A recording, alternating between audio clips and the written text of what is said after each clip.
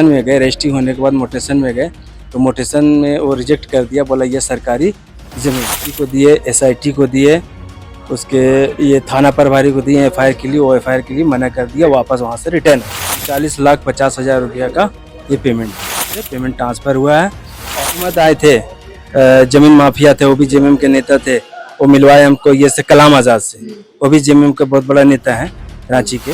बोले हम जेएमएम का बहुत बड़ा नेता है और हमारा पहुंच बहुत दूर तक पहुंच भी है, क्योंकि थाना में गए तो थाना में एफआईआर नहीं लिया तो पहुंच। वंदना और आप देख रहे न्यूज रांची में। आपको बता दें कि जब से राजधानी अलग हुई है तब से झारखंड में जमीनों का काफी विवाद रहा है। हमेशा कोई ना कोई मामला सामने आते रहा।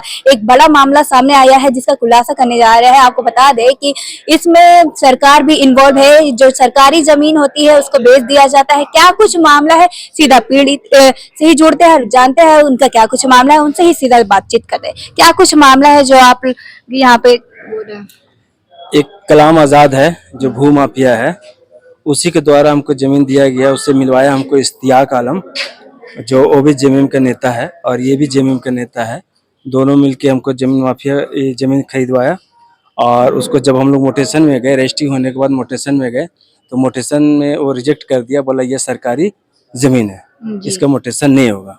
तो फिर हम लोग उसके लिए फिर एसपी को दिए, एसआईटी को दिए, उसके ये थाना प्रभारी को दिए एफआईआर के लिए, वो एफआईआर के लिए मना कर दिया, वापस वहाँ से रिटर्न। और लगभग ये 39,50,000 रुपया का ये पेमेंट है जो हमारा अकाउंट से पेमेंट ट्रांसफर हुआ है। और एग्रीमेंट में कुछ पैसा वगैरह ट्रांसफर कर चुका है? जी, अकाउंट से सब ट्रांसफर हुआ है। और कुछ पेमेंट जो है वो हम एग्रीमेंट के हम कैश पेमेंट दिए। कैसे फंसे इसमें एक इश्तियाक अहमद आए थे, जमीन माफिया थे, वो भी जेएमएम के नेता थे, वो मिलवाए हमको ये से कलाम आज़ाद से, वो भी जेएमएम का बहुत बड़ा नेता है रांची के। और वो हमेशा जब पेमेंट के लिए जाते हैं तो धमकाते हैं, बोले हम जेएमएम का बहुत बड़ा नेता है और हमारा पहुंच बहुत दूर तक है। और सच भी है, उसका पहुंच भी है, क्योंकि थाना में गए तो थाना में एफआईआर नहीं लिया तो पहुंच तो है। और हमें यहाँ के एसआईटी डिपार्ट है, वहाँ दिए पेपर को एक कॉपी। फिर आपका मुख्यमंत्री सचिवालय में भी एक कॉपी दिए, वहाँ भी लिपि दिए हैं। जी हाँ बॉस, जी हाँ, फोटो सीएम के साथ भी फोटो है उनका। आपको पहले से नहीं पता था कि सरकारी जमीन है? जी नहीं, वो नहीं पता था, क्योंकि ऑनलाइन में दिख रहा था। मतलब आपने ऑनलाइन देखा है? जी हाँ, ऑनलाइन देख के आपने जमीन लेने चले गए। उससे पहले इंक्वायरी वगैरह कुछ नहीं किया जमीन से लेने से? क्या कुछ है किए ना, तो उसमें ऑनलाइन दिखा रहा था ना। अच्छा, तो कब पता चला कि ये सरकारी जमीन है? ये सब रजिस्ट्री का पेमेंट सारा दे के रजिस्ट्री के लिए जब गए तो रजिस्ट्री हो गया।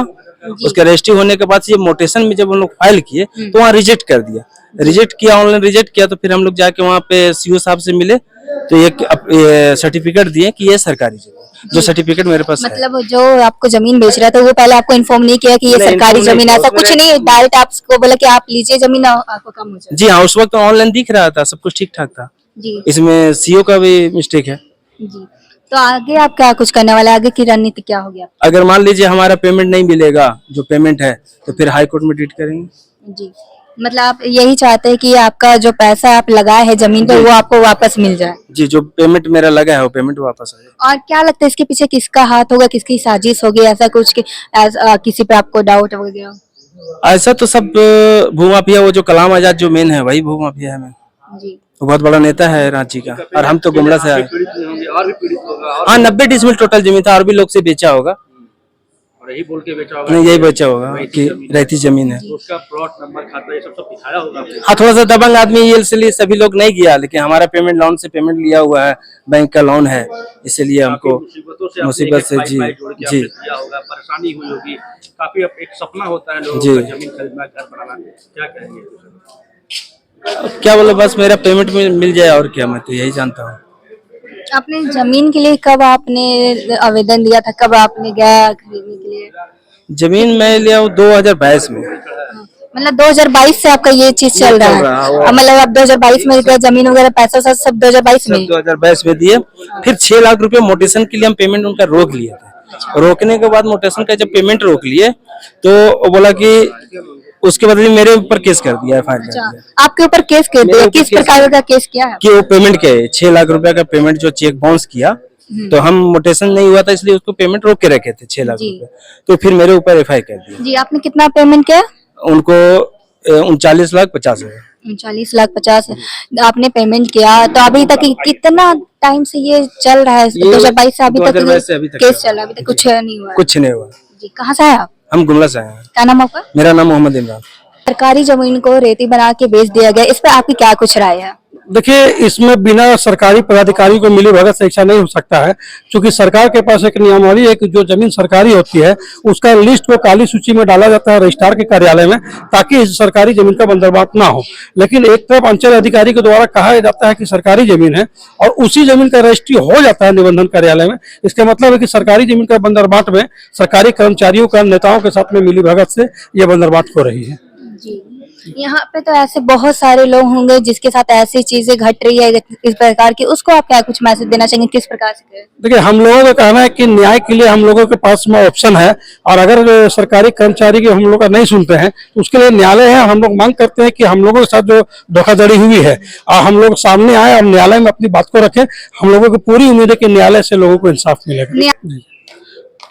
देखिए, जो हम लोगों के साथ में या आम जनता के साथ में जो ठगी होता है, इसमें कहीं ना कहीं राजनीतिक रसूख को भंजाया जाता है, और इस मामले में भी वही हुआ है कि वो एक अपना राजनीतिक चेहरा को दिखाने का प्रयास किया है कि हम जो है सो एक बड़े नेता हैं और हमारा जो साठगांठ है वो कहीं ना कहीं बड़े नेताओं के साथ में हमारा कोई कुछ बिगाड़ नहीं सकता है, और इसी का लाभ लेकर के उनके द्वारा ये काम किया गया। जी, जैसा कि आपने बोला कि न्यायालय में सबको इंसाफ मिलेगा, पर बहुत बार ऐसा होता है कि न्यायालय तक लोग जाते पर उनको इंसाफ नहीं मिल पाता है और लड़ाई वहीं पे हार जाते हैं, और क्योंकि लोग बहुत पावरफुल होते हैं। उस पर आप क्या कुछ कहना चाहेंगे? देखिए, मैं नहीं मानता हूँ, चूंकि न्यायालय में हम लोगों के पास सरकार ये अधिकार दी है वैसे लोगों के लिए भी जिनके पास न्यायालय में जाने के लिए फीस नहीं है, उसके लिए झालसा है, डालसा है, लीगल है, सेल है, डीएलएसए है। तो ऐसी नहीं कि न्यायालय में हम लोग को बात नहीं सुनी जाएगी। लोग जानकारी के अभाव में उतना दूर तक जाना नहीं चाहते हैं, या फिर बोलिए कि राजनीतिक दबाव में आकर के रसूख वालों के खिलाफ में लड़ना नहीं चाहते जी, हैं। पर तुरंत इसका आंसर नहीं मिल पाता है, इसका परिणाम नहीं आ पाता, काफी लंबा ये जाता है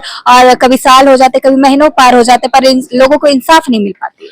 देखिए, हम लोगों के साथ में या आम जनता के साथ में जो ठगी होता है, इसमें कहीं ना कहीं राजनीतिक रसूख को भंजाया जाता है, और इस मामले में भी वही हुआ है कि वो एक अपना राजनीतिक चेहरा को दिखाने का प्रयास किया है कि हम जो है सो एक बड़े नेता हैं और हमारा जो साठगांठ है वो कहीं ना कहीं बड़े नेताओं के साथ में हमारा कोई कुछ बिगाड़ नहीं सकता है, और इसी का लाभ लेकर के उनके द्वारा ये काम किया गया। जी, जैसा कि आपने बोला कि न्यायालय में सबको इंसाफ मिलेगा, पर बहुत बार ऐसा होता है कि न्यायालय तक लोग जाते पर उनको इंसाफ नहीं मिल पाता है और लड़ाई वहीं पे हार जाते हैं, और क्योंकि लोग बहुत पावरफुल होते हैं। उस पर आप क्या कुछ कहना चाहेंगे? देखिए, मैं नहीं मानता हूँ, चूंकि न्यायालय में हम लोगों के पास सरकार ये अधिकार दी है वैसे लोगों के लिए भी जिनके पास न्यायालय में जाने के लिए फीस नहीं है, उसके लिए झालसा है, डालसा है, लीगल है, सेल है, डीएलएसए है। तो ऐसी नहीं कि न्यायालय में हम लोग को बात नहीं सुनी जाएगी। लोग जानकारी के अभाव में उतना दूर तक जाना नहीं चाहते हैं, या फिर बोलिए कि राजनीतिक दबाव में आकर के रसूख वालों के खिलाफ में लड़ना नहीं चाहते जी, हैं। पर तुरंत इसका आंसर नहीं मिल पाता है, इसका परिणाम नहीं आ पाता, काफी लंबा ये जाता है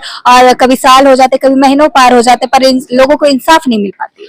देखिए, हमारा जो देश में न्यायिक व्यवस्था है, यहाँ पर वाद का संख्या बहुत ज्यादा है, और इसके लिए हम लोगों को थोड़ा समय का तो लगता है कि समय खिंचा रहा है, लेकिन न्यायालय में एक ना दिन आपको तो न्याय मिलना है, वही एक उम्मीद है हम लोगों को। आपका परिचय? मोहम्मद खुर्शीद आलम, अधिवक्ता।